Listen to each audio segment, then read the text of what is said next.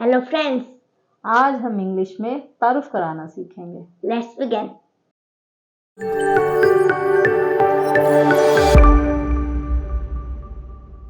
Hello, آپ کیسے ہیں؟ Hello, how are you? میرا نام محمد ہے. My name is Muhammad. آپ سے مل کر خوشی ہوئی. Nice to meet you.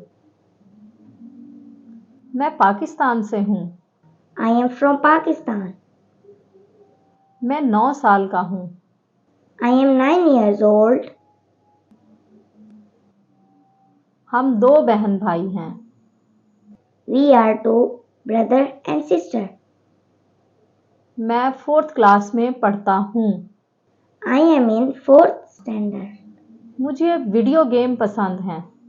I like video games. مجھے پیزا کھانا پسند ہے. I like to eat pizza. میں اپنا وقت ضائع نہیں کرتا.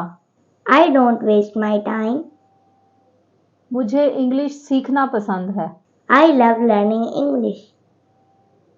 آپ کیا کام کرتے ہیں؟ What do you do for a living? میں اسکول میں استاد ہوں. I am a school teacher. آپ کیا پڑھاتے ہیں؟ What do you teach? یہ میرا دوست علی ہے. This is my friend Ali. آپ کہاں سے ہیں؟ Where are you from? میں لاہور میں رہتا ہوں. I live in Lahore. آپ کا پسندیدہ شوق کیا ہے؟ What is your favorite hobby? مجھے سیاحت کا شوق ہے. I love traveling. That's the video.